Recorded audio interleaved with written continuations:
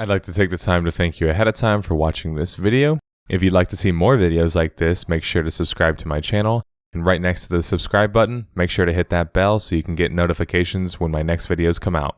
Thanks.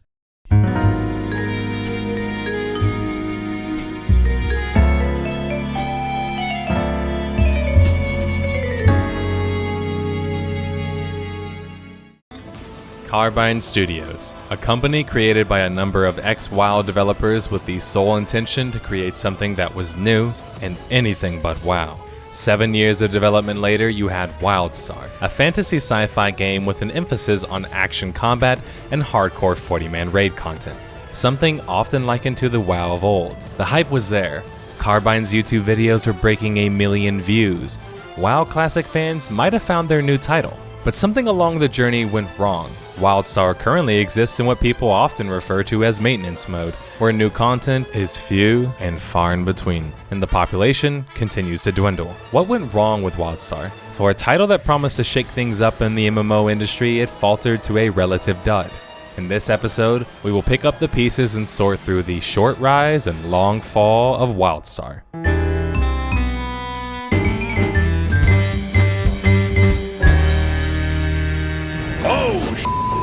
You leveled up! Way to go, Cupcake! The story starts in Aliso Vieja, California. Carbine Studios was originally formed in 2005 and had already begun the initial stages of working on an unnamed MMO project. NCSoft stepped into the picture 2 years later in 2007 to acquire the studio in an attempt to continue building a presence in the Western MMO world. This studio was comprised of 17 former developers from the World of Warcraft development team, the biggest player being Kevin Beersley, who was a lead animation developer at Blizzard. Another big player was also introduced, Tim Kaine of legendary stature known for his work on Fallout 2 and on Vampire the Masquerade Bloodlines. Tim would be assuming the role of programming director. The final piece for the studio was Jeremy Gaffney, who executive produced City of Heroes and co-founded Turbine, where he led development on the notable Asheron's Call. It wasn't until 2011 at both Gamescom and PAX that we finally heard something regarding Carbine's mystery project, Wildstar. Executive producer Jeremy Gaffney promised the audience an MMO you can play the way that you want to play, unveiling a progress system loosely based on the Bartle 4-player types. Explorers, someone who has the access to paths other players don't, maybe up in the mountains or whatever else. Scientists who can examine flora and fauna for quests and items. Soldiers based around large open quest-style battles. And finally, the settler who could create aspects that add to quest hubs and allow for buffs and the like. All of these paths being different ways to experience the often mundane leveling aspects of MMOs. These in effect would change the subquests that you would participate in. A facet of the game that, while I understood what they were attempting to do, it was something that was a bit of a half-baked idea. In the end, these subclasses weren't interesting or impactful enough to really change the core aspects of the game. What also happened in 2011 that kind of flew under the radar was Tim Kaine leaving Carbine. No details were listed regarding this other than that he was going to go join Obsidian Entertainment to join his old friend, Leonard Boyarsky. I don't want to speculate too much here because turnover happens in this industry. It could mean nothing or it could mean possible writing on the wall. Closed beta for Wildstar came out the summer of 2013, 2 years after the game was shown and announced for the first time.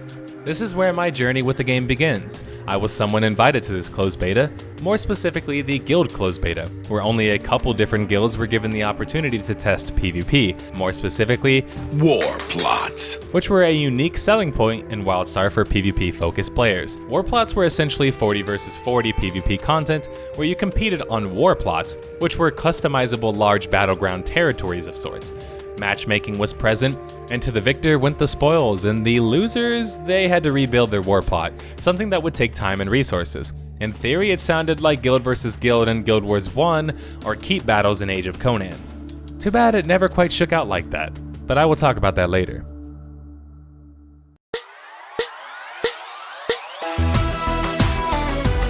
Wildstar officially launched on June 3rd of 2014, 7 to 8 years after the game first began its development.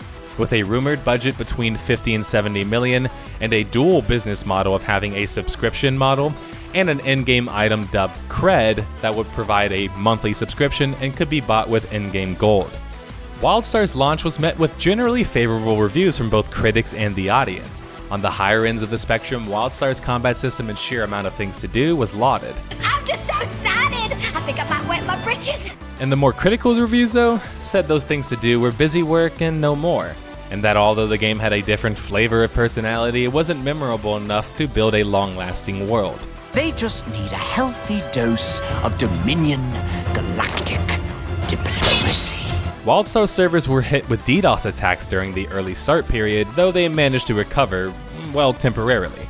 Wildstar, by all accounts, was having a tremendously successful launch, which was supported by not only their servers being taxed beyond relief, but financials released later on that listed Wildstar making over $26 million at launch. In order to deal with their servers being taxed, Wildstar made a common mistake, a mistake that frankly can spell the death of your MMO. When met with a problem of servers, some developers respond by just adding more realms, and not just servers. A server can increase the capacity, perhaps, or maybe performance of a given realm, but adding a realm means that you're essentially creating another world in which people can play in. This is such a critical issue because you have to anticipate after the first or second month, you will inevitably lose a high percentage of your population. This is the case in nearly every MMO ever, even in the cases of a strong title. These are natural growing pains present in MMOs. Wildstar adding more realms to deal with this issue put them in a terrible position, because as the natural bleed of players started to occur, you had servers with very low population with no easy fix in mind. An MMO is supposed to feel massive. When a server load reaches low or below low, the world feels dead and the MMO essentially ceases to exist. Many mechanics within the game are meant to incentivize and support people playing together, and when the population dies out in a massive multiplayer online game, it can no longer function in the same way. We have no way to track the population numbers during this time, but things certainly weren't good. By the fourth quarter of 2014, revenue was down to $5 million. And at this time of Wildstar, the only way they could make money was essentially subscriptions. So we can extrapolate that the population from Q3 to Q4 of 2014 at least went down by 2/3. This is even after Carbine decided to create mega servers which allowed for 2 servers for each region, NA and EU. This meant that the 10+ servers present at live, accompanied by more servers that they were added later on, were essentially all condensed into 2 servers, one for PvE and one for PvP. Jeremy Gaffney, the president of Carbine Studios, stepped down near the end of 2014. Despite a strong launch and good numbers, already within 1 year of the game, they had easily dropped 3/4 of its population and earnings. From this point on, Carbine continued to slowly bleed those players, as well as the esteemed developers that it started with. A little over 1 year later, when Wildstar decided to make the shift to free-to-play, Wildstar product director Mike Donatelli, when interviewed on Forbes, said the primary reason for the change was the MMO market shifting to a free-to-play model overall. Something else he said, however, caught my eye in particular, implying that it was a mistake to launch Wildstar as a subscription-based MMO, and that Wildstar's failures could be linked to this aspect. I've seen a few developers make this claim in regards to other MMOs, and rarely have I ever seen or found that the primary reason for their failures has been related to business models. Because the truth of the matter is, if your MMO is worth it, people will pay a sub fee. That's why people have been paying a sub fee in WoW since the very beginning, and still to this day. Although market shifts are important to watch and can certainly help your product to shift the game to a free-to-play model, I find blaming failures on a business model that, although isn't as prevalent as it used to be, is still certainly used by the most popular MMO of all time. This kinda misses the point. Wildstar wasn't failing because it was a sub-based MMO, but one thing is for sure. Them switching to a free-to-play model certainly got previous players re-interested into the title. Servers were as packed as they've been in months, and revenue was nearly up 65% from the last quarter. But with the new wave of players injected into the game, the mega servers seem unable to handle the load. So what does Carbine do? You guessed it, they decided to add more servers. To be safe, adding another 2 servers to each region. It's almost like they didn't understand the mistake that put them in high water at the very start of their launch.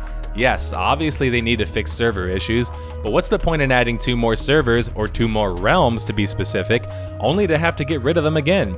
which they most certainly had to, as you might guess. It makes more sense to add just one realm and maybe more servers, and then over time maybe you can decide to add another realm or perhaps just more servers.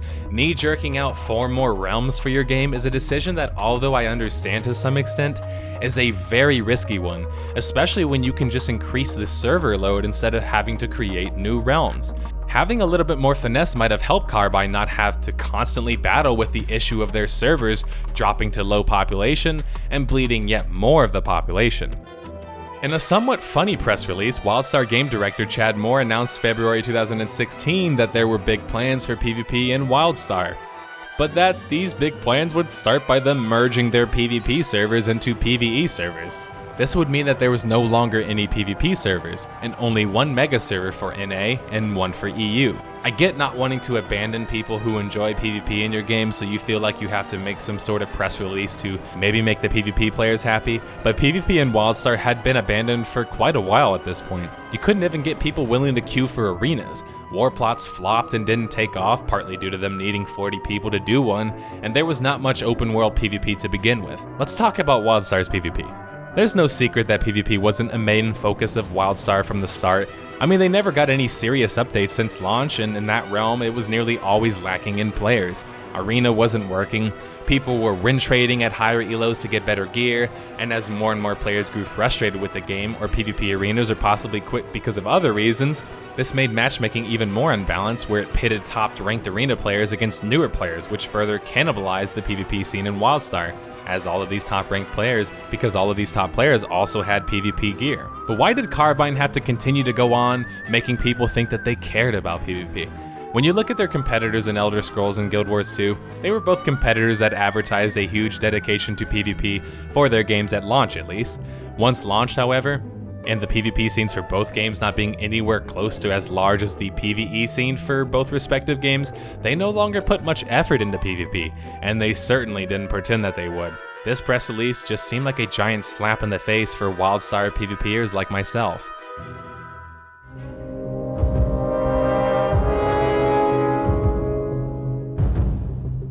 By the time 2016 came around, Wildstar was at an all-time low in revenue for the first quarter, being only marginally over $1 million in revenue, but Carbine, refusing to give up, pushed Wildstar to launch on Steam in March of 2016. Wildstar's Steam launch managed to get as many as 5,040 players into the game, not counting players who played Wildstar without Steam. It's at this point we see Wildstar's revenue nearly double, but NCSoft didn't seem confident that revenue would remain, or perhaps it simply wasn't enough. What also came in March of 2016 was layoffs that hit Carbine Studios hard, laying off more than 70 employees, a reported 40% of the studio's total staff. NCSoft had to step in to make sure that Carbine was going to be a profitable business for them. But Wildstar wasn't giving up yet. A large patch came Q3 in the form of Red Moon Rising, a large instance raid, obviously targeting the PvE raid community, which was frankly the only community that was left at this point.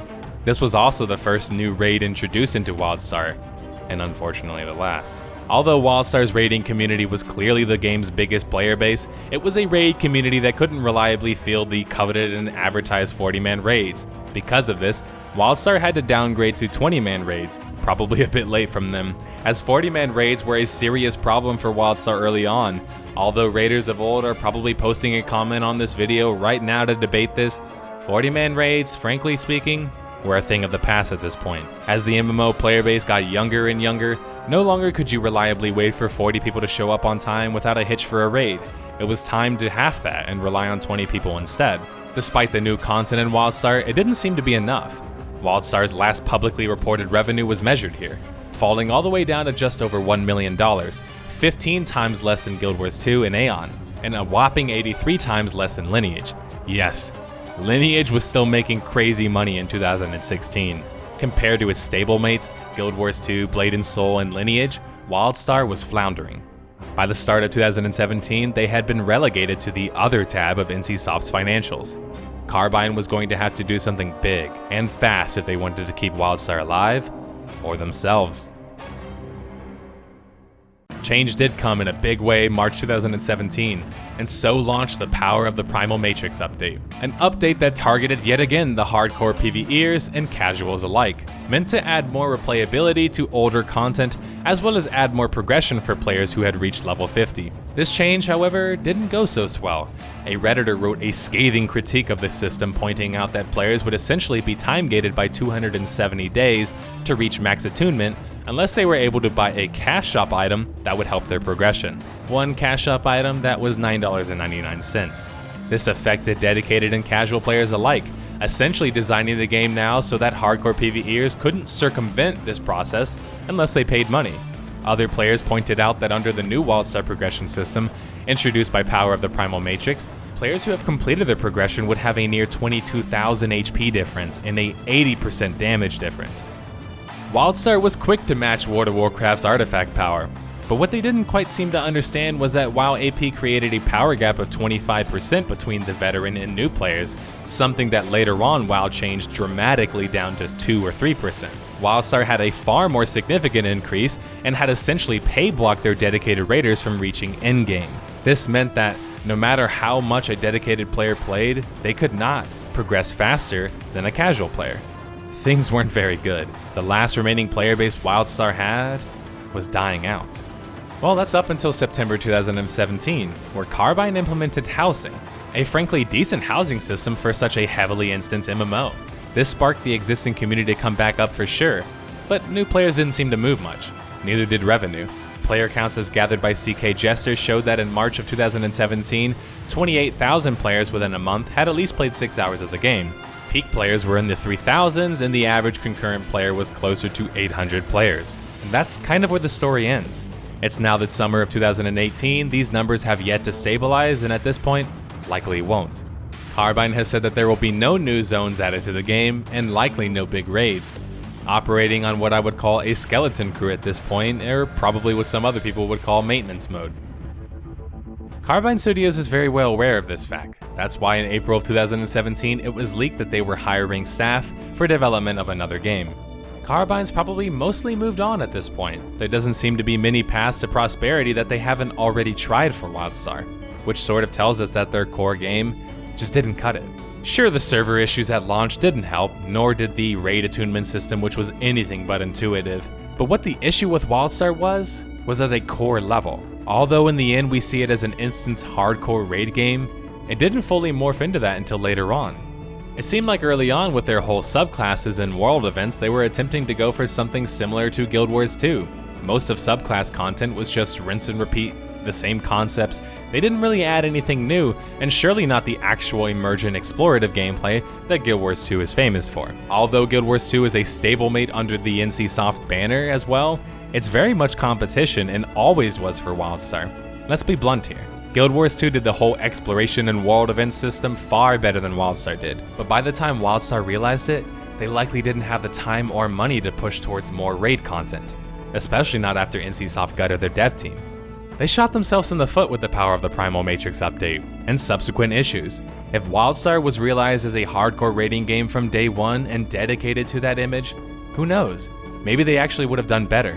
WoW with its new Mythic raids certainly gobble up a portion of that market. But the reason that PvE players loved Wildstar was the challenge. The combat in Wildstar is a generally good combat system, and when you add the interactivity of each raid and the various raid mechanics, it made for a fun experience. I think Wildstar devs didn't truly realize what they had with their PvE raid-centric community, at least not until it was too late. My evidence for this is how they went from adding new zones early on to shifting towards more raid-focused content as the game went on, but adding really only one new raid in 4 years of a live server? Yeah, that's not gonna cut it. No matter how many times you try and spice up the same old crap. I mean, WoW has several dozen dungeons, so when they added artifact power, other attunement systems, the mythic raids, and all these different difficulty and downscalings, it wasn't just spicing up the same 3 raids and dungeons, it was spicing up 30 plus. I think them hitching their wagon to the 40-man raid content was also a mistake. There was no reason they couldn't just allow both at launch, making 40-man content the more challenging experience. But guaranteeing a good portion of your audience will be unable to participate in raid content is a surefire way to alienate your audience. Especially when getting 40 players into a raid guaranteed you would have severe performance issues. So if you could even get 40 players organized and ready to do a raid in Wildstar, the performance issues marred much of that experience. 40-player raids is your selling point, a selling point that you can't even deliver on. In regards to PvP in Wildstar, I'm not so convinced it was ever really viable. When you have large battles with a bunch of red outlines on the ground where you have telegraphs that are supposed to show you where attacks were being activated from and the way to avoid these attacks, you end up having so many red circles and boxes around you it felt like you were playing Dance Dance Revolution. Now, I personally appreciated Wildstar's combat system because, like Guild Wars 2, is a halfway point between an action MMO like Terra and a tap target MMO like WoW. I don't think Wildstar's engine, though, did them any favors, which probably explains why anything with more than 20 players in a small vicinity seemed to cause immense lag. You can see this in raids, you can see this in war plots, and especially you could see it even just idling in a capital city like Thade. There's no surprise that when Carbine's new project was leaked, it was said that they were going to be using an Unreal engine instead of their own personally crafted engine. That's quite telling. And so Wildstar, a game that launched as a 40-man raid-based game with 40-man war plots, that's a lot of 40s, and explorative leveling experiences with subclasses, ended up doing all of them quite poorly. PvP didn't last long in Wildstar, players couldn't field 40-man war plot teams, and arenas faded slowly away. And the subclasses and leveling paths weren't interesting enough to make players enjoy the leveling process. And when the final bastion, the bastion of raid content, was handled so poorly, but also nearly set up to fail from the very beginning by poor performance, Wildstar had no strong legs to stand on, and thus it faltered. As competitors proved that they could do what Wildstar wanted to do, and frankly do it better, Wildstar lost a lot more market share. This is the classic case of a game reaching a bit too far, and being ultimately beaten by a more focused and put together product. Perhaps a truly hardcore PvE experience needs to, like a hardcore PvP experience, have a game that's built from the ground up to do so. Maybe, for example, one like Pantheon, a Kickstarter MMO done by Brad McQuaid of Vanguard and EverQuest fame. But only time will tell. Not all of Wildstar's wounds were self-inflicted. I believe its mortal wounds, the wounds that will likely lead to its imminent death, were wounds caused by competitors, but none more so than their NCSoft brother, Guild Wars 2. Who twisted a long, painful knife in the back of Wildstar that still draws blood today. Thanks for watching, guys. Did you digest all that?